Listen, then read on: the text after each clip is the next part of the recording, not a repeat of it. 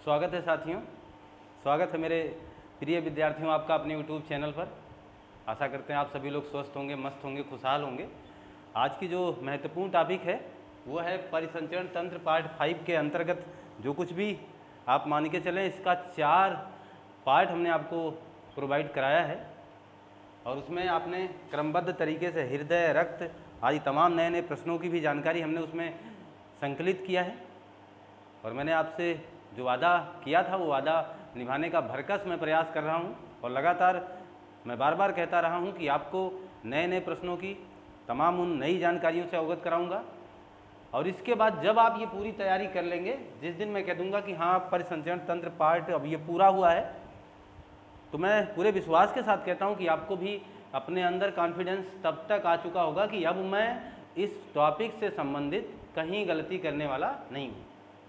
और मैं किसी वनडे एग्जाम में बैठूंगा जहाँ सामान्य विज्ञान से प्रश्न आते हैं, मैं पूरी साहूलियत और पूरे विश्वास के साथ जा करके बैठूंगा, है कि नहीं है? तो ठीक है, तो आइए स्वागत है आपका परिसंचरण तंत्र पार्ट 5 में।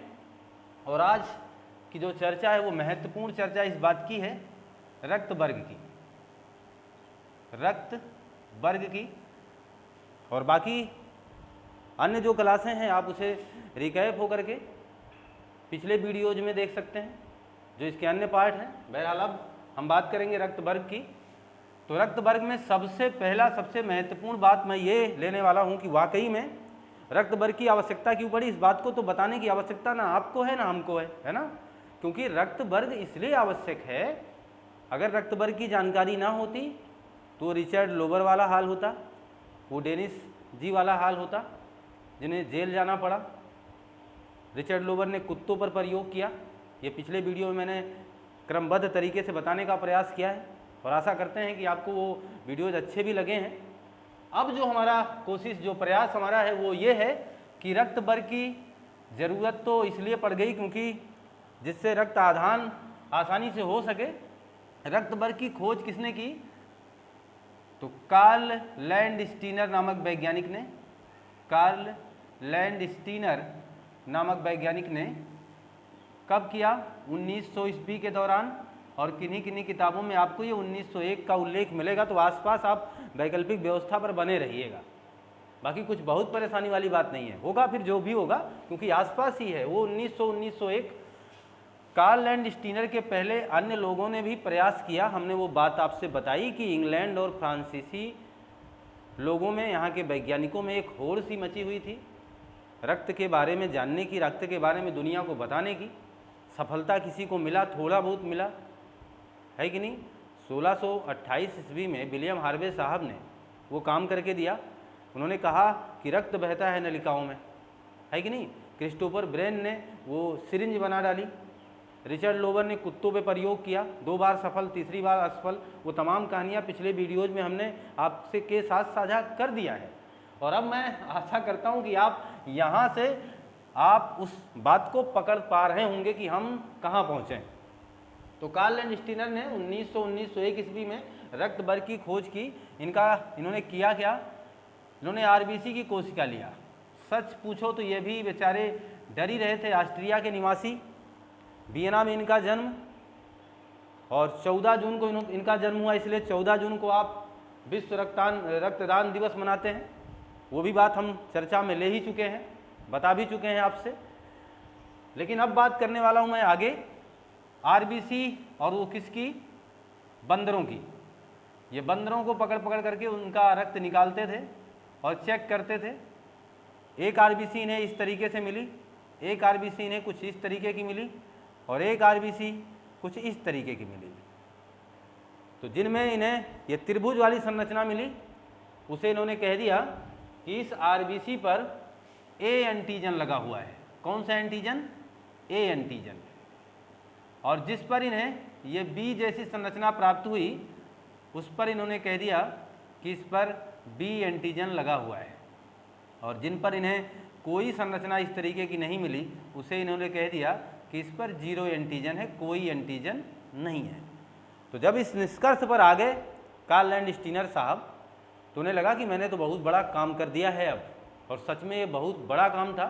और ये काम जब वो कर पा गए तो उन्होंने बता दिया कि जो ए एंटीजन है उसे हम ए रक्त वर्ग से जानेंगे, यानी जिस बंदर के रक्त में ऐसा मामला मिला उसे उन्होंने कह दिया कि ये ए रक्त वर्ग का प्राणी है, और जिनमें ऐसा मामला मिला उसे बी रक्त वर्ग बता दिया उन्होंने। बी रक्त वर्ग का प्राणी है वो ए रक्त वर्ग का प्राणी है। क्लियर है ना। और जहाँ पर कोई एंटीजन नहीं मिला वो एक जीरो जैसी सदृश संरचना को उन्होंने कह दिया कि जब हम ये अल्फ़ाबेटिकल काम कर रहे हैं, हम इंग्लिश वर्णमाला को उठा के लाए हैं, तो क्यों ना इस जीरो को हम वो ही बना दें। इन्होंने कह दिया कि वो ओ रक्त वर्ग का प्राणी है। ये बात अब आप क्लियर कर चुके हैं। बहरहाल ये पिछले वीडियो में मैंने इतनी बात बोली दी है। और ए बी रक्त वर्ग की खोज किसने की, तो ये बताया है डी कास्टेलो और स्टर्ली नामक वैज्ञानिक ने ए बी रक्त वर्ग की खोज की थी। तो ये खोज वाला जो मसला है ये क्लियर कर पाए ना आप। क्लियर है ना। हमने ये कह दिया कि ये काम किया कार्ल एंड स्टीनर साहब ने, इस तरीके की संरचना उन्होंने देखा, फिर ये बात बता डाली कि डी कास्टेलो और स्टर्ली ने कह दिया कि एक और है संरचना, वो आपने मिस कर दिया है। और मिस करने का मतलब आपसे छूट गया है। तो जो छूटा हुआ है वो इन्होंने देख लिया, डी कास्टेलो साहब और स्टर्ली जी ने, और उन्होंने बता दिया कि एक ऐसी भी संरचना है जिसमें ये दोनों दिखाई दे रहे हैं। तो चलो ठीक है, माना गया, वो बात मान ली गई और बता दिया गया कि हमारे पास 4 रक्त वर्ग हैं और इन चारों रक्त वर्ग के आधार पर ही हम किसी दूसरे व्यक्ति को रक्त आदान कर सकते हैं, यानी दे सकते हैं। अच्छा काम किया इन्होंने। इनको 1930 में नोबेल पुरस्कार से नवाजा गया। 1930 में क्या दिया गया, नोबेल पुरस्कार दिया गया। 14 जून को इनका जन्म हुआ था। वो बात हम पिछले वीडियो में बोल चुके हैं, इसलिए मैं बार बार कहता हूँ कि क्रमबद्ध अध्ययन करेंगे तो वो तमाम चीज़ें आपको मिलती रहेंगी। अन्यथा आप यहाँ से अगर ये चीज़ कंठस्थ करना चाहेंगे तो आपको ये लगेगा कि इसमें तो बहुत कुछ कम मिल रहा है, कुछ और भी जानकारी सर को देनी चाहिए थी। वो मैं आपको दे चुका हूँ, आप पीछे जा कर के देखें तो आपको ज़रूर वो चीज़ें मिलेंगी। और अब मैं मान के चलता हूँ कि आप ये रक्त वर्ग की बात जान चुके, दुनिया बहुत ही खुश हो गई होगी। उस समय एक विज्ञान जगत में एक चमत्कार हुआ है, ये मान के चलें कि एक बहुत बड़ा अद्भुत काम हुआ कि अब रक्त की वजह से कोई व्यक्ति मरने वाला नहीं था, क्योंकि रक्त आदान हो जाएगा, बड़े आराम से एक दूसरे को रक्त चढ़ाया जा सकेगा। ये काम हुआ, इसलिए इन्हें 1930 में नोबेल पुरस्कार से सम्मानित कर दिया गया रक्त वर्ग की खोज के कारण, कार्ल एंड स्टीनर साहब को। मामला आगे बढ़ा, ये चलता भी रहा और ये खुशियों का दिन बहुत दिनों तक नहीं चल पाया, यानी ये सिलसिला बहुत लंबे समय तक ना चल करके विराम ले लेता है। मतलब एक फिर अफसोस की घड़ी हमारे सामने आई जाती है, एक दुख वाला वो क्षण फिर हमारे सामने आ जाता है। दुख कैसा? दुख ऐसा कि कुछ व्यक्ति ऐसे भी मिले जो ए रक्त वर्ग के थे और ए ही रक्त वर्ग का ब्लड भी चढ़ाया जा रहा था, फिर भी उनके ब्लड में क्लॉटिंग हो गई, फिर भी उनके ब्लड में थक्का जमी गया। और ऐसा हो गया तो फिर आपकी मौत निश्चित है। अगर आपका ब्लड अंदर से ही जम जाए, जो हिपेरिन नाम की प्रोटीन ऐसा करने से बार बार रोकती है कि नहीं ऐसा नहीं होने देंगे हम, अगर ऐसा हो गया तो फिर हिपेरिन जाए भाड़ में, ये कुछ अलग हो गया फिर आगे। और अगर ऐसा हो गया तो फिर तो समस्या है, फिर तो हमारी मौत निश्चित है, क्योंकि अंदर ही ब्लड जम जाएगा तो फिर हम कहाँ रहेंगे। ये वास्तविकता है, आप ये जान ही सकते हैं, क्योंकि ब्लड गाड़ी है, जब गाड़ी ही बंद तो फिर क्या होगा, यहाँ समझें आप। कहना ये था कि आपको एक नॉर्मल जानकारी मैं ये दे दूँ तो आप इतनी बात बताने में बिल्कुल संकोच नहीं करोगे। ए रक्त वर्ग का प्राणी है तो ये रक्त वर्ग को ब्लड दे सकता है, ये मान के चलना। डोनर है देने वाले और ये रिसीवर हैं लेने वाले, यानी एक तरफ देने वाला तो एक तरफ लेने वाला। मैं ये काम करके दे रहा हूँ आपको। ए है तो ए को देगा, क्लियर है। और अगर बी है तो बी को देगा, यहाँ कोई डाउट नहीं होना चाहिए। ए बी है तो ए बी को देगा, क्योंकि अपने को तो दे ही सकता है। ओ है तो ओ को देगा, यहाँ तक कोई डाउट किसी को नहीं होना चाहिए। मैं इस बात पर चर्चा लूँ, उन्हें बताऊँ कि और काम क्या करना पड़ा। ये काम था, ये हो रहा था 1900 के बाद ये काम चालू हो गया कि ए वाला ए को देगा, बी वाला बी को देगा, ए बी वाला ए बी को देगा, ओ वाला ओ को देगा। डरते डरते और भी काम होने लगे। फिर देखा गया कि ए वाला ए बी को दे सकता है, ये सोचा गया चलो ठीक है, एक और काम बढ़ा, आसान हुआ मामला, दिया जाना चाहिए। बी वाला भी ए बी को दे सकता था, क्यों? क्योंकि अभी बता रहा हूँ मैं, ए बी वाला और किसी को नहीं दे सकता था, ये कंडीशन थी, ये केवल ले ही रहे हैं। और ये देखा गया कि ओ वाला सबको दे सकता है, तो अभी तो अंगड़ाई है और इसकी पूरी फिल्म तो आगे आने वाली है। ये तो मान के चलें अभी तो शुरुआत है। अब तो हम ये समझ गए इस ग्राफ से कि वाकई में रक्त देना कितना इजी है। ए वाला ए को देगा, ए वाला ए बी को इसलिए देगा क्योंकि इसमें ए दिख रहा है तो दे देगा। बी वाला बी को देगा, बी वाला ए बी को इसलिए देगा क्योंकि इसमें भी बी दिख रहा है। ये तो बहुत आसान इजी मसला हो गया कि हमें ये जानकारी अब रखने में कुछ भी दिक्कत नहीं होगी। बस इतना ध्यान देना है कि ए बी वाला केवल ए बी को ही दे पा रहा है, ये बड़ी समस्या है। और ओ वाला एक ऐसा प्राणी है कि जो सबको रक्त दे पा रहा है। तो ये चीज़ उस समय उस दौर में ये जरूर लिखा गया, ये सर्वदाता। और मैं इसे अभी भी गलत साबित नहीं कर रहा हूँ, जब गलत साबित करूँगा तब बताऊँगा। अभी ये सर्वग्राही है, इस बात को समझ लें। जब ऐसे विकल्प आए कि ए बी और ओ में कौन सर्वग्राही है, तो ए बी है, यानी यही चारों विकल्प हूँ आपके सामने। अब इसमें पूछा जाए कौन सर्वदाता है, तो मैंने वो चीज़ आपके सामने उल्लेखित कर दिया। सर्वदाता का मतलब सबको दे सकता है, सर्वग्राही का मतलब सबसे लेने वाला। अच्छा, ये काम ऐसा हुआ, ए वाला ए को दे सकता है, ए वाला ए बी को दे सकता है, और किसी को क्यों नहीं दे सकता? ओ वाला सबको क्यों दे सकता है ना? इस बात को तो जानना चाहिए ना हम लोगों को, ऐसा क्यों हो रहा है, ये काम कैसे हो जा रहा है। तो जरा ध्यान देना, इसके पहलुओं को समझना। मैं बात करने वाला हूँ उन कोशिकाओं का जिनमें ऐसे चित्र मिले, मैं बात करने वाला हूँ उन कोशिकाओं का जिनमें ऐसे चित्र मिले, और मैं बात ये भी कर रहा हूँ कि उन कोशिकाओं का जिनमें ये दोनों मिले, और एक ऐसा जिनमें कोई नहीं मिला। तो इस हिसाब से कार्ल एंड स्टीनर साहब ने कहा कि ए एंटीजन तो ए रक्त वर्ग। क्लियर है ना बात? यहाँ तक तो कोई डाउट आपको नहीं होना चाहिए। यहाँ पर बी एंटीजन बी रक्त वर्ग, ठीक। यहाँ पर ए बी एंटीजन, देखते जाइएगा क्या कह रहा हूँ, ए बी एंटीजन, यहाँ पर ए बी रक्त वर्ग, ठीक है। यहाँ पर कोई एंटीजन मौजूद नहीं है, बस इतना ध्यान दे दो, यही मोस्ट इम्पॉर्टेंट है, यही सारी लड़ाई है इसकी, सारे झगड़े का जड़ यही है, मान के चले, बस यही सीख लेना हम लोगों को। यहाँ पर कोई एंटीजन नहीं है, और जब कोई एंटीजन नहीं है तो वो ब्लड ग्रुप बन गया, वो ये वाला, तो ओ ब्लड ग्रुप यानी ओ रक्त वर्ग बन गया, कोई दिक्कत यहाँ तक नहीं है। अब समझें, बात ये है कि जिसका रक्त वर्ग ए था, जिसका रक्त वर्ग ए था, उसके प्लाज्मा में अलग प्रकार की एंटीबॉडी मौजूद थी, यानी उससे भिन्न मौजूद थी, यही चीज। तो ध्यान देना, कहने का तात्पर्य यह हुआ कि ए रक्त वर्ग में एंटीबॉडी जो कि प्लाज्मा में होगी, मैं यहाँ लिख दे रहा हूँ आपको, एंटीबॉडी, ये बहुत बड़ा काम है, इसका रोल है रक्त वर्ग में। एंटीबॉडी कौन सी होगी? बी। जहाँ बी रक्त वर्ग है वहाँ पर एंटीबॉडी कौन सी होगी? ए। जहाँ पर ए बी रक्त वर्ग है वहाँ पर कोई एंटीबॉडी नहीं, इस बात को ध्यान देना, कोई एंटीबॉडी नहीं है। और जहाँ पर ओ रक्त वर्ग है वहाँ पर कोई एंटीबॉडी नहीं है, और जहाँ पर ओ रक्त वर्ग है वहाँ पर दोनों एंटीबॉडीज हैं। कैसे याद रख पाओगे आप इस बात को? इस बात को ऐसे याद रख पाओगे अगर इस बात को याद कर पाए हैं आप तो, क्योंकि ऐसे चित्र ए एंटीजन, ऐसा चित्र बी एंटीजन, ऐसा चित्र ए बी एंटीजन, ऐसा चित्र कोई एंटीजन नहीं। तो जब कोई एंटीजन नहीं है तो ध्यान देना, ओ में कोई एंटीजन नहीं है, तो ग्राफिकल हमारे दिमाग में सेट हो जाना चाहिए, कुछ चित्रात्मक अंकन हमारे दिमाग में होना चाहिए कि कार्ल एंड स्टीनर साहब ने क्या क्या देखा था।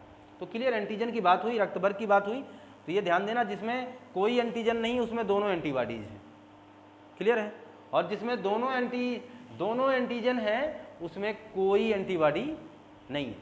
एंटी का मतलब समझ लो विरोधी, है ना, एंटीबॉडीज, इसका मतलब एंटीबॉडी का मतलब विरोधी, जो विरोध करता हो। ध्यान देना, अब यही मामला समझ लो, ए वाला ए को रक्त दे सकता है, ये बात हमने बोला है। ए वाला बी को नहीं दे सकता है, और ना ही बी वाला ए को दे सकता है, क्योंकि आप मान के चलना ए बी का विरोध करेगा और बी ए का। कोई दिक्कत? अब यही हुआ है मसला, यही कारण है कि हम ए वाला बी को नहीं दे पाता और बी वाला ए को नहीं दे पाता, क्योंकि ये विरोधक हैं। अब जरा ध्यान देना, बी वाला बी को तो देगा, बी वाला बी को देगा, लेकिन बी वाला ए को नहीं दे पाएगा। क्यों? क्योंकि ए एंटीबॉडी है बी के शरीर में। कैसे हो पाएगा? नहीं हो पाएगा ना।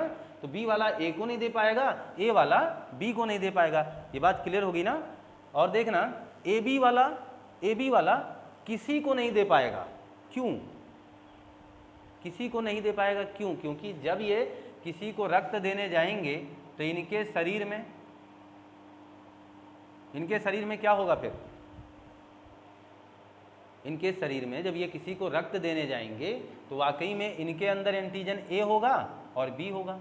मान लो ये अपना एंटीजन लेकर के पहुंचे ए के पास देने के लिए, तो ए तो मैच कर रहा था, लेकिन उसमें एंटीबॉडी बी बैठी हुई है, विरोध हो जाएगा तुरंत ना।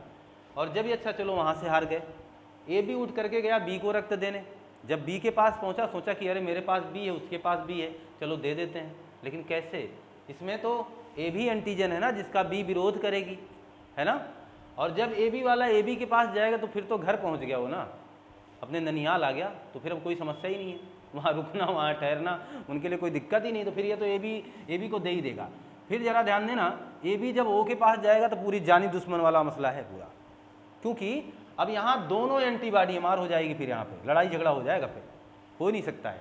दोनों एंटीबॉडी, दोनों विरोध हो जाएगा इनका कि आप भी मेरे घर नहीं आ सकते, आप भी मेरे घर नहीं आ सकते। तो मैं मान के चलूँ इस बात को आप भली भांति अब समझ पा गए होंगे कि क्यों नहीं दिया जा सकता है, क्योंकि एंटीबॉडी विरोध करती है ना। विपरीत एंटीबॉडी पे विपरीत रक्त वर्ग नहीं आएगा, इस बात को आप ध्यान दें। अगर यहाँ बी एंटीबॉडी है तो पक्की बात है बी रक्त वर्ग नहीं दे सकते आप। यहाँ ए एंटीबॉडी है तो ए रक्त वर्ग आप नहीं दे सकते हैं। यहाँ कोई एंटीबॉडी नहीं है, यानी चाहे जितना दो, किसी का दे दो इन्हें, यही तो है सबका लेने वाले। जो ए बी हैं, जो ए बी रक्त वर्ग के हैं, वो उनके लिए कोई समस्या ही नहीं है, वो किसी का भी रक्त ले सकते हैं। और ज़रा ध्यान देना, और ए बी जो है वो किसी का रक्त बेचारा नहीं ले सकता है, केवल ओ का ही लेगा। लेकिन इसका सबसे ज़्यादा रक्त जानते कौन लेता है? मच्छर। मच्छरों को ओ रक्त वर्ग के प्राणी सबसे ज़्यादा पसंद आते हैं। सबसे ज़्यादा मच्छरों को अगर कोई लजीज और स्पेशल भोजन लगता होगा ना, तो फिर ओ वालों का। वो ओ रक्त वर्ग के लोगों को इस कदर काटते हैं कि अब क्या ही बताएं। सबसे ज़्यादा अगर मच्छर किसी रक्त काटेंगे, सबको हालात पर निर्भर करता है। ओ रक्त वर्ग और ए रक्त वर्ग के दोनों ही प्राणी बैठे हों और मच्छरों की संख्या एक हो, तो पक्की बात है उसका झुकाव इस रसगुल्ले की तरफ ही होगा, छेना की तरफ ही भागेगा, यानी ओ रक्त वर्ग की तरफ ही भागेगा वो। और अगर ओ और ए यानी अनगिनत मच्छर हो, यहाँ पर बहुत संख्या हो, तो फिर ए वाले भी बचेंगे नहीं, उनका भी स्वाद चखा ही चखा जाएगा। मच्छर ऐसा करने वाला नहीं, बहुत ज़्यादा रियायत नहीं देगा ये आपको, सबको ये मजबूर ही कर देता है।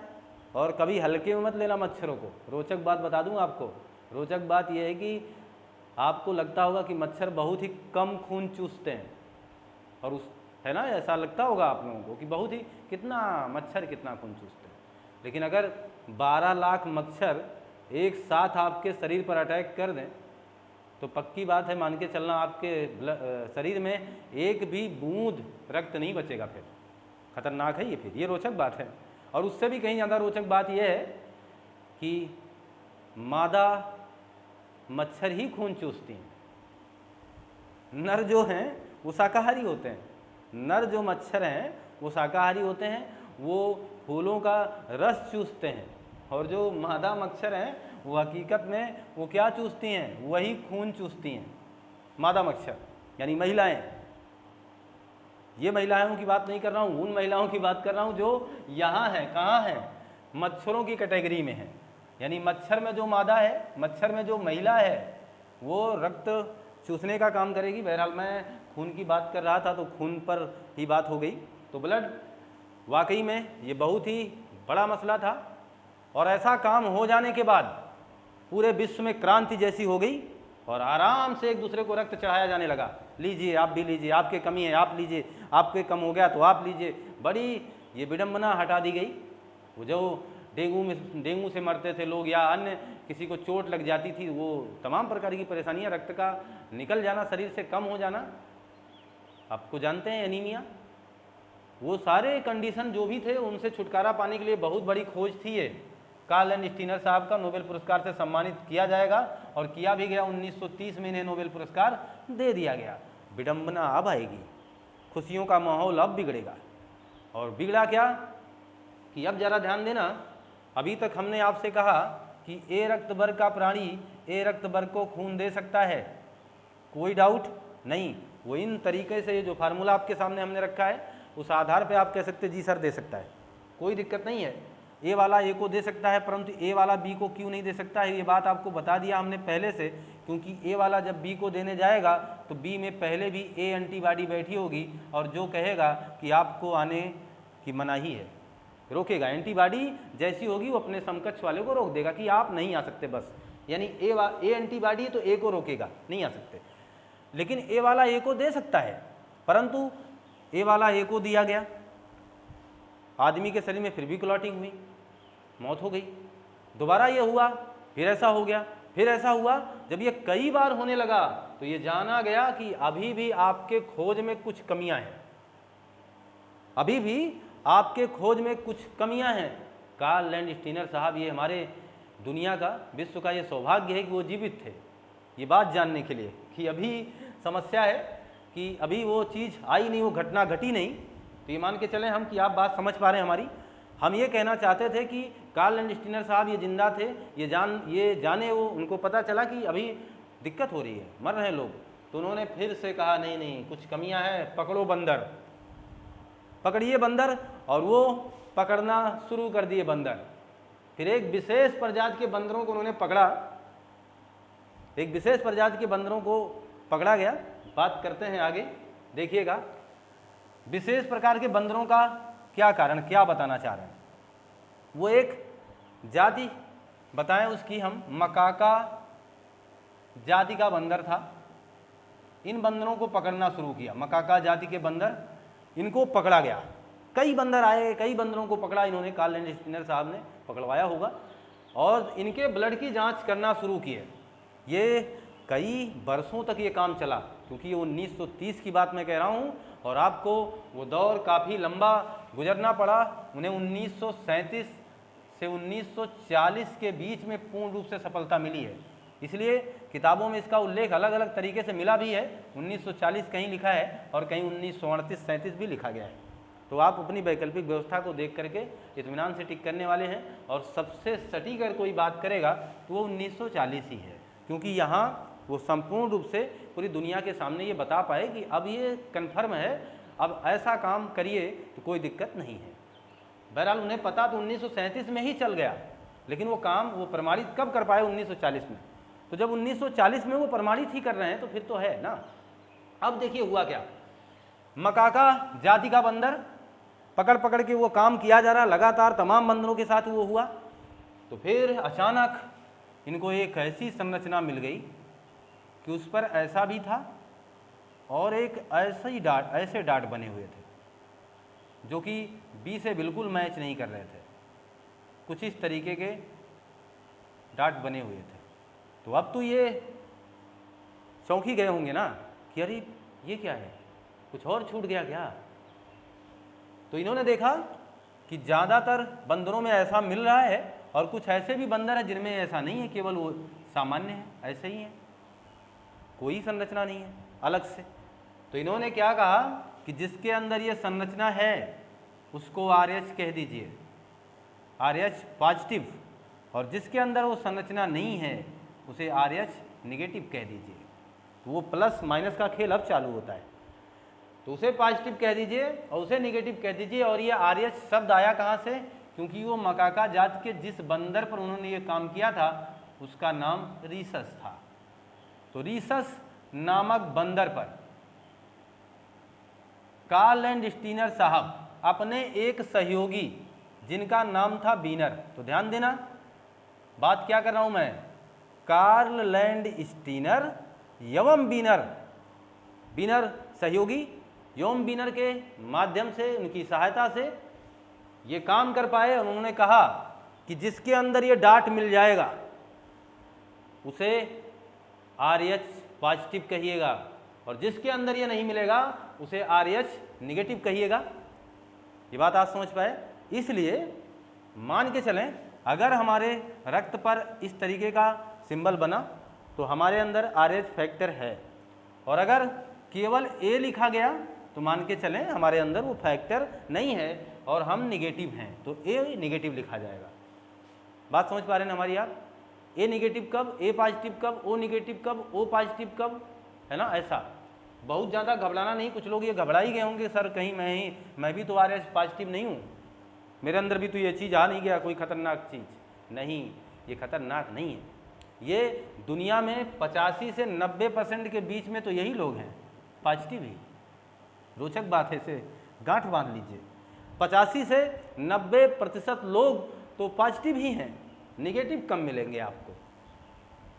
शायद आप भी पॉजिटिव हो सकता कोई निगेटिव हो, और हम भी पॉजिटिव ही हैं, तो ज़्यादातर लोग पॉजिटिव आपको मिलेंगे। मैं ये दावे के साथ कहता हूँ, और दावा इसलिए क्योंकि ये शोध है, ये WHO का दिया हुआ निर्देश है। उन्होंने बताया हुआ है कि भाई दुनिया में सबसे ज़्यादा यानी 85 से 90% लोग क्या हैं, पॉजिटिव में हैं, यानी इनके अंदर RH फैक्टर है।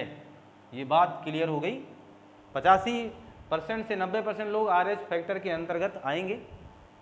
कोई डाउट अब मुझे लगता है आपको यहाँ नहीं होना चाहिए। आप इसका स्क्रीनशॉट लें। तो अब ध्यान दीजिए, जब पॉजिटिव और निगेटिव की बात आई गई है तो अब हम ये जानेंगे कि कौन सा रक्त वर्ग किसे दिया जा सकता है। अब पॉजिटिव और निगेटिव की भी बात याद रखनी पड़ेगी हमें, तब हम ये रक्त दे पाएंगे। जरा ध्यान देना कि अगर कोई A रक्त वर्ग का प्राणी है, बहुत ध्यान से समझने का प्रयास करें, और ये पॉजिटिव है, तो इसमें जानते हो क्या क्या चीज़ें हैं। ये पॉजिटिव है क्योंकि इसमें A एंटीजन है, ये ध्यान देना, A एंटीजन है, और साथ साथ इसके अंदर क्या है, RH फैक्टर है। क्लियर है ना। तो ये ध्यान दीजिए कि जब हम इसे रक्त देने जाएंगे तो ये मान के चलेंगे कि ये मैच करना चाहिए। कोई ऐसा रक्त वर्ग लाइए जिसमें A एंटीजन हो, साथ ही साथ वो RH फैक्टर वाला भी हो, तब तो समान रक्त हो जाएगा, आराम से आदान प्रक्रिया हो सकती है, दिया जा सकता है। क्लियर है ना।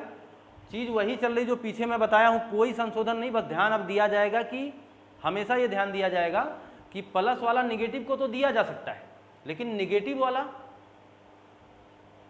वाला प्लस को तो दिया जा सकता है, लेकिन प्लस वाला निगेटिव को कैसे दोगे आप। यानी आप समझें, जैसे ये रक्त है किसी का A माइनस है, और ये ब्लड ग्रुप है किसी का वो पॉजिटिव है।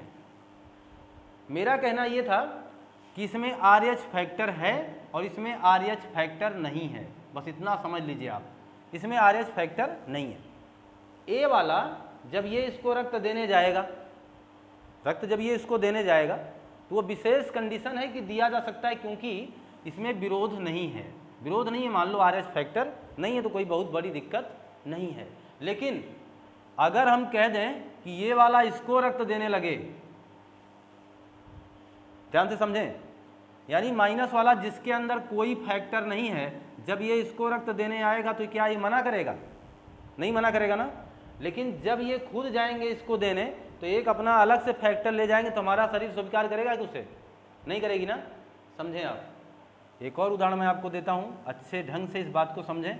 अगर AB पॉजिटिव है और AB निगेटिव है, तो यहाँ RH फैक्टर है, यानी इसके रक्त में एक और चीज़ मिल जाएगी। मान लो जैसे मेरा रक्त है, मेरे अंदर एक और चीज़ है, ठीक, इसका रक्त है, इसके अंदर एक और चीज़ नहीं है। जब ये रक्त देने गया तो इसे आराम से दे देगा। क्यों? क्योंकि इसके अंदर कोई विरोधाभास तो है नहीं। ये कहेगा चलो आने दो, कोई बात नहीं, सादा सादा है, आ जाए, कोई दिक्कत उससे नहीं होने वाली है ना। तो माइनस वाला तो पॉजिटिव वाले को दे सकता है, माइनस वाला पॉजिटिव वाले को तो दे सकता है, लेकिन जब पॉजिटिव वाला माइनस वाले के पास जाएगा ना तो फिर तो समस्या हो जाएगी। कहो कैसे? क्योंकि मेरा रक्त सादा है, और जब सादे में आप कुछ अलग चीज़ ला करके मिलाना चाहोगे, RH फैक्टर लाओगे, तो हमारी शरीर उसे विरोध कर देगी कि भाई मैं इसे स्वीकार नहीं कर पाऊंगा।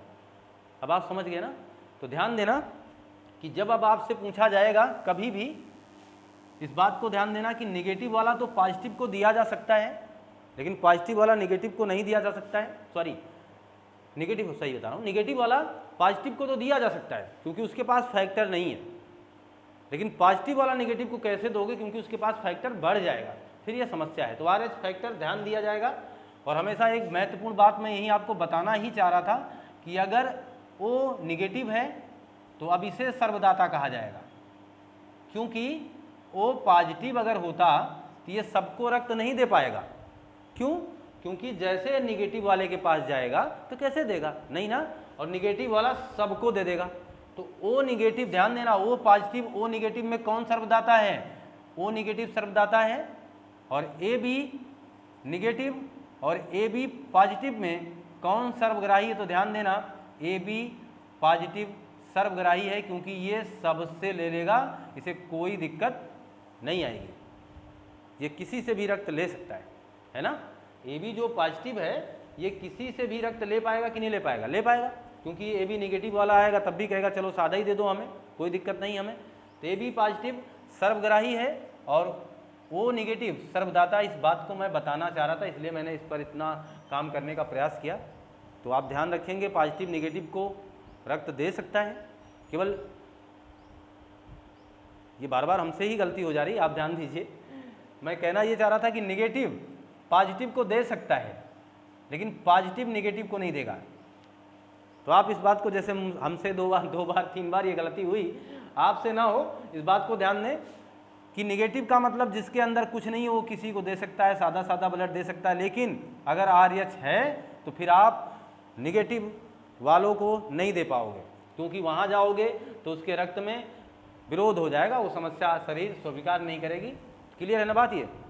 तो अच्छा, मैं मान के चलूँ कि आप ये बात जान पाएँ कि कौन सर्वदाता है कौन सर्वग्राही है। तो अब से ये ध्यान रखना कि वो निगेटिव सर्वदाता है और ए बी पॉजिटिव सर्वग्राही है। यहाँ तक अब कोई समस्या आपको नहीं होनी चाहिए। क्लियर है बात ना? अब एक महत्वपूर्ण प्रश्न आपसे पूछा बहुत जाता है, मैं उस पर भी चर्चा कर दे रहा हूँ कि अगर माता पिता वाली बात आती है, माता पिता, ये चीज़ बहुत ज़रूरी है।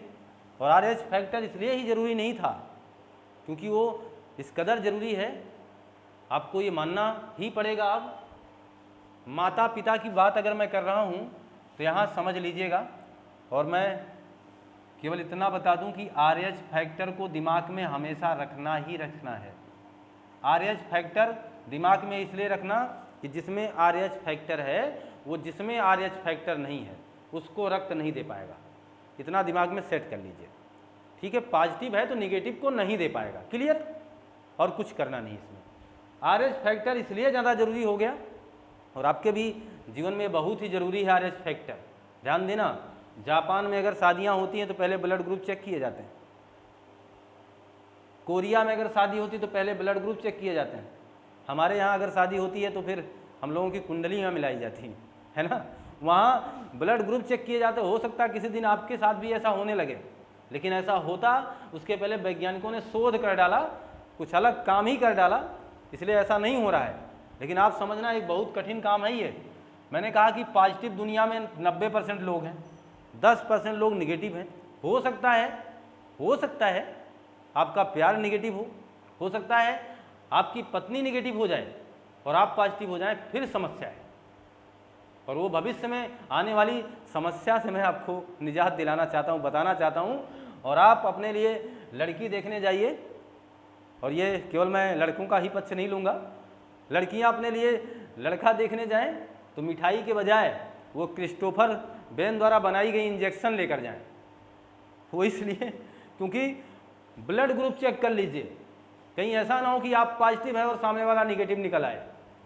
आप सोचेंगे सर इससे दिक्कत क्या होगी, तो दिक्कत ये होगी कि अगर पॉजिटिव वाला निगेटिव से क्या कर लिया, शादी, अगर ऐसा हो गया तो शादी वाली ही तो बात करने वाला हूँ, और आप शादी करने वाले हैं और मैं अब आज आपसे शादी करवाऊंगा, एक दूसरे की शादी आप करेंगे। ध्यान देना, मान लीजिए आप किसी पॉजिटिव लड़के की किसी निगेटिव लड़के से शादी कर देते हैं, अपने ऊपर से हटा के दूसरा ले लो, पॉजिटिव की निगेटिव से शादी कर देते हैं, तो होगा क्या, जब इनकी पहली संतान आएगी, पहली संतान यानी प्रोडक्ट उस समय की बात कर रहा हूँ।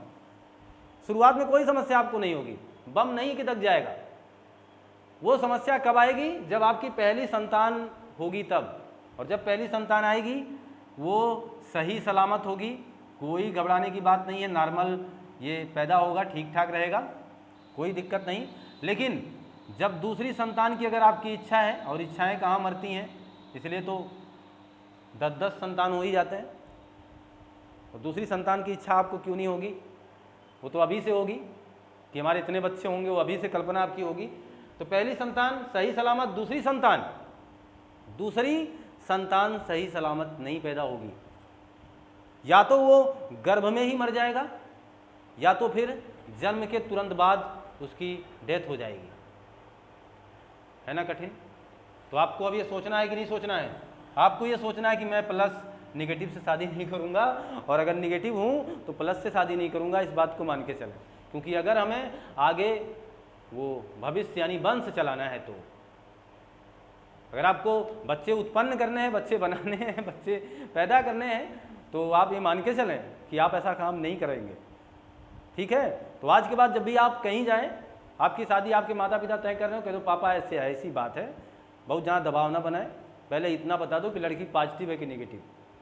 और लड़कियों से ये कह दें कि ठीक है, लड़का ठीक ठाक है, कोई बात नहीं, अच्छा लग रहा है, ठीक ठाक लड़का है, लेकिन बात ये है कि पापा इतना तो बता दो कि वो पॉजिटिव है कि भला नेगेटिव। तो पॉजिटिव नेगेटिव का खेल, ये दौर आप समझिएगा। और अगर इसी रोग को क्या कहते हैं? इरिथ्रोब्लास्टोसिस। समझ लीजिएगा इस बात को, ये रोग है, यही हो जाएगा फिर, है ना। और मैं इतना डरा क्यों रहा हूँ? अगर हो भी जाए शादी, एक अच्छा खासा रिश्ता है, तो पॉजिटिव नेगेटिव के कारण तोड़ मत देना। अभी तो मैं ये इसलिए बता रहा था जिससे आप याद कर पाएँ। और अगर ऐसा हो भी गया पॉजिटिव नेगेटिव, बहुत अच्छा रिश्ता आपका और बहुत ही बढ़िया है, तो कोई दिक्कत नहीं। उसमें काम क्या करना है आपको? अगर ऐसा है तो आपको काम ये कर लेना है केवल, लेकिन ब्लड ग्रुप तो जांच करानी ही करानी है ना, फिर जान कैसे पाओगे?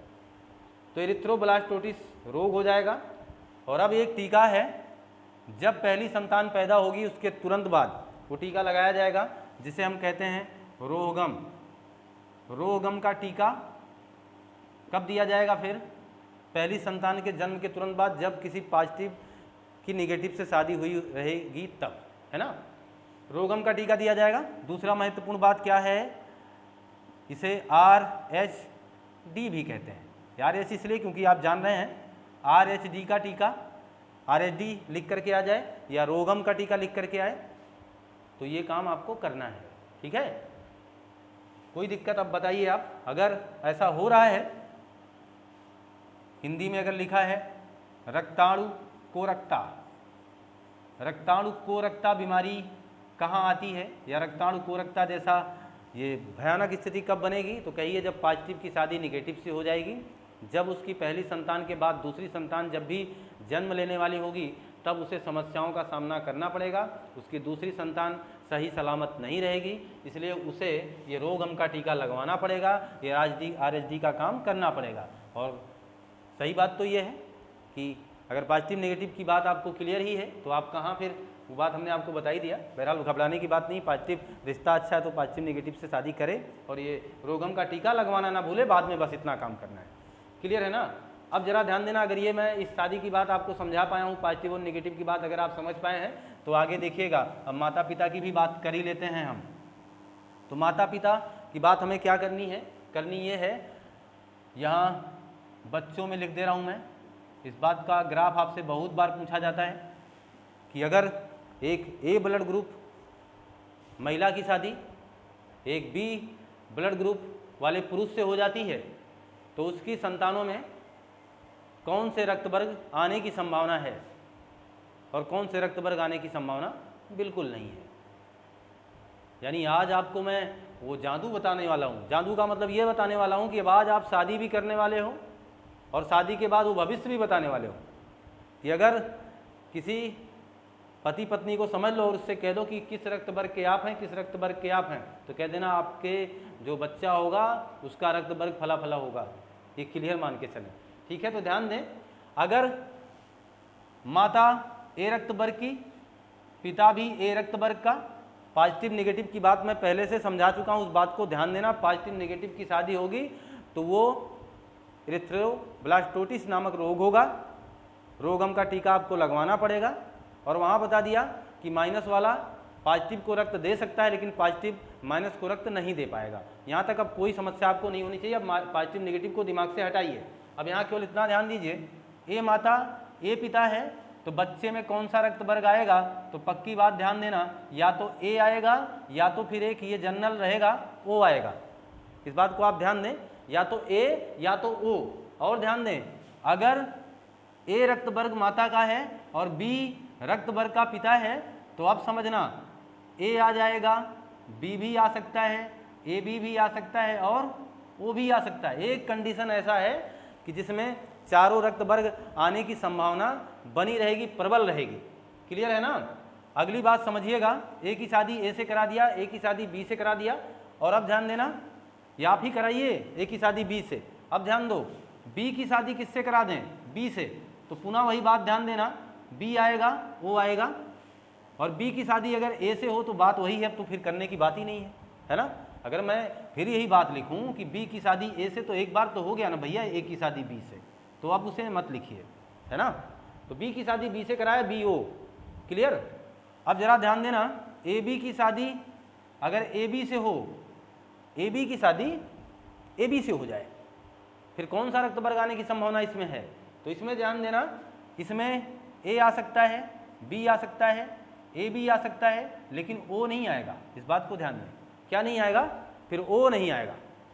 दूसरी बात समझें कि अगर ए की शादी ए बी से हो जाए, ए की शादी किससे हो जाए, ए बी से, तो पुनः वही बात है, ए आएगा, बी आएगा, ए बी आएगा, लेकिन ओ नहीं आएगा, लेकिन ओ नहीं आएगा। क्लियर है ना। और ओ की शादी ओ से हो तो ब्लड ग्रुप ओ ही रहेगा। ओ की शादी ओ से हो तो ब्लड ग्रुप ओ रहेगा, और ओ की शादी ए से हो तो ब्लड ग्रुप में ए आ सकता है, ओ आ सकता है। ओ की शादी बी से हो तो ब्लड ग्रुप में ओ आ सकता है, बी आ सकता है। एक महत्वपूर्ण पॉइंट आपको यहाँ याद करना है, बस याद ये करना है कि ओ की शादी अगर ए बी से हो जाए तो, ये बहुत ही ज़रूरी था। और एक ये सबसे इम्पॉर्टेंट है। बाकी आप दिमाग में इतना रखे रहिएगा कि अगर ए की शादी बी से हो रही तो कौन कौन से रक्त वर्ग आ रहे हैं, और ओ की शादी अगर ए बी से हो रही तो कौन कौन से रक्त वर्ग आ रहे हैं। जहाँ ए बी है वहाँ ओ नहीं आएगा, इस बात को ध्यान दें। जहाँ ए बी है वहाँ ओ नहीं आएगा, ठीक है। और ध्यान दो कि जहाँ ए बी आपको मिल जाएगा वहाँ ओ नहीं आएगा। और एक बात यह भी ध्यान देना, इसको हटा ही दीजिए आप, क्योंकि ए बी अगर ए बी से शादी करता है तो उसके रक्त वर्ग में या तो ए आएगा या तो बी आएगा। क्लियर है। ए बी शादी अगर ए बी से ही करता है तो उसके रक्त वर्ग में या तो ए आएगा या तो बी आएगा, ना ए बी आएगा और ना ही ओ आएगा। ये क्लियर बात ध्यान रखना। यहाँ वो डाउट क्लियर कर दिया हमने आपका। अब समझें, ओ की शादी ए बी से हो रही है तो इसके रक्त वर्ग में कौन कौन से रक्त वर्ग आएंगे, या तो ए आएगा या तो बी आएगा। ये ध्यान देना, ना ही ओ आएगा और ना ही ए बी आएगा। ओ और ए बी तो कदापि नहीं आएंगे। यहाँ जो मैंने मिटाया हुआ है, यहाँ बस इतना ध्यान देना, ये कंडीशन पर निर्भर करता है। ए बी यहाँ आ सकता है लेकिन ओ तो कभी नहीं आएगा, इस बात को ध्यान देना, ओ कभी नहीं आएगा। यानी जहाँ पर ए बी रहेगा वहाँ ओ नहीं आएगा, इस बात को याद रख लें। और एक महत्वपूर्ण फैक्ट आपके अपने दिमाग में ये सेट कर लें बस, कि अगर ओ की शादी ए बी से होगी तो क्या होगा, और ए बी की शादी ए बी से होगी तो क्या होगा, ए की शादी बी से होगी तो क्या होगा, इस बात को आप जान लें भली भांति। क्लियर है ना। तो मैं ये शादी वाली बात को क्लियर ही कर पाया हूँ। ये मान के चलूँ कि आप इस बात को आप समझ पा रहे हैं कि शादी से कोई अब समस्या नहीं है, इस बात को आप कर पाते हैं। अगर किसी की शादी किससे हो रही है तो कोई दिक्कत अब आपको नहीं होगी। स्क्रीनशॉट लें इसका। रक्तदान तो आप भी कर सकते हैं, ये महत्वपूर्ण बात मैं रोचक जानकारी दे रहा हूँ आपको। रक्तदान आप भी कर सकते हैं, ये आप नोट भी कर सकते हैं, ऐसी बात नहीं है, बहुत ही इंपॉर्टेंट बात है। रक्तदान आप कर सकते हैं, परंतु ये ध्यान रखें कि अगर आप रक्तदान कर रहे हैं तो आपका ऊर्जा ह्रास नहीं होगा, यानी ऊर्जा का कोई नुकसान नहीं होता, ऊर्जा ह्रास नहीं होगा। तो आप रक्तदान कर सकते हैं, ये क्लियर बात है, कोई दिक्कत नहीं है। लेकिन एक महत्वपूर्ण बात ध्यान देना कि 48 घंटे हो जाने चाहिए शराब पिए हुए। अगर आप मदिरा का सेवन करते हैं तो इस बात को बहुत ध्यान दें कि 48 घंटे तक वह व्यक्ति रक्त नहीं दे पाएगा जिसने कभी शराब पिया है। ठीक है, शराब पीने के 48 घंटे बाद, आप ये समझ पाए होंगे मैं क्या कहना चाह रहा था। ये रोचक बातें हैं। शराब पीने के 48 घंटे तक आप रक्तदान नहीं कर सकते हैं। दूसरी महत्वपूर्ण बात, अगर कोई गर्भवती महिला है वो भी रक्तदान नहीं करेगी। स्तनपान करा रही यानी बच्चे हैं उसके पास, तो भी वो रक्तदान नहीं करेगी। क्लियर है ना। तो रक्तदान करना उचित है, ऊर्जा ह्रास नहीं होता, लेकिन ये कंडीशन है कि जो आप रक्तदान नहीं कर सकते हैं। आपका जो रक्त है, आपका जो ब्लड है, वाकई में आपको सोच के अद्भुत लगेगा कि 400 किलोमीटर प्रति घंटे के रफ्तार से दौड़ रहा है। 400 किलोमीटर प्रति घंटे के रफ्तार से दौड़ रहा है। ये वो जानकारी मैं दे रहा हूँ जो आपको परिसंचरण तंत्र टॉपिक के लास्ट में मिल रही है। और ये रोचक है क्योंकि आज ये परिसंचरण तंत्र पार्ट का समापन है। आज इसका द एंड होने वाला है। आज ये टॉपिक मैं रोकूंगा और इसके पहले ये महत्वपूर्ण जानकारी आपको देकर छोड़ूंगा। एक बोरोरो जनजाति है। बोरोरो जनजाति ये है ब्राज़ील की। बोरोरो जनजाति कहाँ मिलेगी आपको? तो ब्राज़ील में। अद्भुत बात क्या है? ये अद्भुत नहीं कि ये बोरोरो जनजाति कहाँ रहती है ब्राज़ील में। अद्भुत ये है कि इस जाति के सभी लोग एक ही रक्त वर्ग के हैं। वो कौन सा? वो पॉजिटिव। सभी लोग एक ही रक्त वर्ग के हैं, वो पॉजिटिव। अजीब है ना ये। बोरोरो जनजाति जो कि ब्राज़ील में रहती है, उसके सारे के सारे लोग वो पॉजिटिव हैं। हमने 4 ब्लड ग्रुप देखा, यानी ब्लड ग्रुप के 4 प्रकार देखे हम लोगों ने। लेकिन आपने कभी सोचा ही नहीं होगा कि जो गाय है उसमें 800 प्रकार के ब्लड ग्रुप मिल जाएंगे। 800 प्रकार के, या उससे कम या उससे थोड़ा बहुत ज़्यादा। कुत्तों में भी 19 से 20 प्रकार के, कुत्तों में 19 से 20 प्रकार के। और अद्भुत बात यह, दुनिया का सबसे ज़्यादा ब्लड ग्रुप की प्रजाति इनमें मिलती है, 1900 से भी अधिक, है ना। ये सबसे खतरनाक है। और इनके ब्लड ग्रुप भी देखिए कम नहीं है, 1900 से भी क्या है, ज़्यादा है। यानी ये ऐसे प्राणियों का नाम हमने लिखा है जो अद्भुत है। अद्भुत है कि नहीं? क्लियर है ना? कोई समस्या हो तो बताइए। एक है RH नल ग्रुप, RH नल ग्रुप ब्लड। ये RH जो नल है, यानी इसमें RH है ही नहीं। और एक अद्भुत ये ब्लड ग्रुप है RH, उसे नल कहा जाता है, RH नल ब्लड ग्रुप, क्योंकि उसमें RH जैसी संरचना है परंतु RH नहीं है। ये बहुत ही कम 40-45 लोग दुनिया में ऐसे हैं, सब नहीं है। तो RH नल ब्लड ग्रुप को गोल्डन ब्लड ग्रुप कहा जाता है। गोल्डन ब्लड ग्रुप कहा जाता है। इस बात को ध्यान दें। ऐसा पूछा जाए कि गोल्डन ब्लड ग्रुप किसे कहते हैं, तो कह दीजिएगा RH नल ग्रुप को गोल्डन ब्लड ग्रुप कहा जाता है। इंसान को इंसान का रक्त दिया जा सकता है, घोड़े को घोड़े का रक्त दिया जा सकता है। बात समझना, कहना क्या चाह रहा था? मैं ये कहना चाह रहा था कि इंसान को अगर रक्त आप देना है तो केवल आप इंसान का ही दे पाओगे। इंसान को रक्त केवल इंसान का दे पाओगे। और घोड़ा एक ऐसा जानवर है, घोड़े का रक्त केवल आप घोड़े को दे पाओगे। ये क्लियर बात है। अद्भुत ये है कि इंसान विषम परिस्थिति में, यानी एक कठिन कंडीशन हो, विषम परिस्थिति में इंसान का जो रक्त है वो सूअर को दिया जा सकता है। इंसान का रक्त सूअर को दिया जा सकता है। अद्भुत है ना ये भाई। यानी इंसान का रक्त सूअर को विषम कंडीशन में दिया जा सकता है। क्लियर है बात? अच्छा आप बताना, अगर मैं आपसे पूछूं कि सबसे ज़्यादा रक्त किसके शरीर में होगा, तो आपके दिमाग में एक बात ये धारणा जरूर आ जाएगी, सर हाथी बहुत बड़ा है, हाथी में रक्त सबसे ज़्यादा होता है ना। लेकिन ऐसा नहीं है, हाथी में नहीं। आप ध्यान देना, व्हेल मछली में 200 से भी ज़्यादा, 200 लीटर से ज़्यादा रक्त पाया जाता है। अजीब है। और जिस हाथी की आप कल्पना अपने दिमाग में सजा रहे थे, वाकई में उसमें 50 लीटर रक्त पाया जाता है, या उससे थोड़ा बहुत ज़्यादा, बस 50 लीटर। और व्हेल मछली का देखो 200 लीटर से भी ज़्यादा रक्त किसमें पाया जाता है? व्हेल मछली में, है ना आजू। ये वाकई में अजीब जो प्रश्न मैंने आपके सामने रखे हैं, सच में ये बहुत ही महत्वपूर्ण है। आप सोचना, मौत के बाद जब इंसान की मौत हो जाती है तो रक्त शरीर में जम जाता होगा, और अद्भुत ये है कि इंसान की शरीर जिस तरफ ज़मीन से सटी होगी उस तरफ रक्त जा करके थम जाता, वहीं जम जाता है। यानी बहाव रक्त का कहाँ हो जाता है? ज़मीन की तरफ। ऐसा क्यों होता है? इसमें गुरुत्वाकर्षण की बात है ना? क्योंकि आप जिस करवट पड़े हुए हैं और रक्त भी यहाँ का पूरा फॉलो होकर के इसी तरफ आकर के जम जाएगा। इसका मतलब हुआ ये मौत के बाद की बात कर रहा हूँ।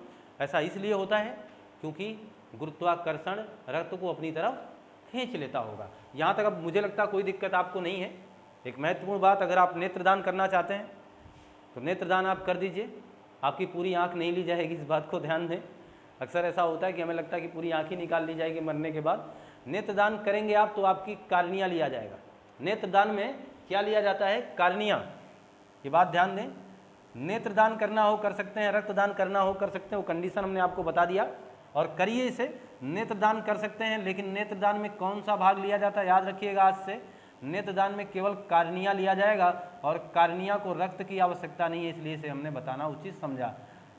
कार्निया एक ऐसा आँख का पोर्शन है जो हवा से ही ऑक्सीजन ले लेता है, इसे ब्लड की आवश्यकता नहीं है, ब्लड ले जाकर के उसे रक्त नहीं देगा। तो शरीर के किस भाग में ब्लड नहीं पहुंचता, इस बात को आप जान लें। आँख के कार्निया में ब्लड नहीं जाता है क्योंकि वो बाहर से ही ऑक्सीजन लेने की क्षमता है उसके पास, वो ले लेता है। उसकी कोशिकाएं इस तरीके की हैं कि बाहर से ही ऑक्सीजन ले लेंगी, अपने आप को जीवित रखेंगी। और अगर आपको नेत्रदान करना है तो आप कार्निया का दान कर सकते हैं, ये बात आप ध्यान रखें। कोई दिक्कत? तो मैं मान के चलता हूँ इन महत्वपूर्ण प्रश्नों के साथ मैंने परिसंचरण तंत्र की एक बहुत बड़ी टॉपिक आपके सामने रख दी है और महत्वपूर्ण प्रश्नों के साथ आपसे जुड़े, और वो तमाम प्रश्नों को मैं प्रयासरत होकर के अच्छे ढंग से पहुंचाने का प्रयास आप तक किया। और मैं जहाँ तक मान पाता हूँ कि हाँ, हो सकता है मैं उस प्रयास में सफल भी हुआ हूँ। और अगर ऐसा है और अगर हमारा कंटेंट आपको अच्छे ढंग से मिल पा रहा है और अच्छा लग रहा है तो हमारा रिक्वेस्ट आपसे पुनः लाइक करें, शेयर करें, सब्सक्राइब करें और कमेंट करना ना भूलें। मिलते हैं आपसे नई कक्षा में। आपका दिन शुभ हो। आपका बहुत बहुत धन्यवाद।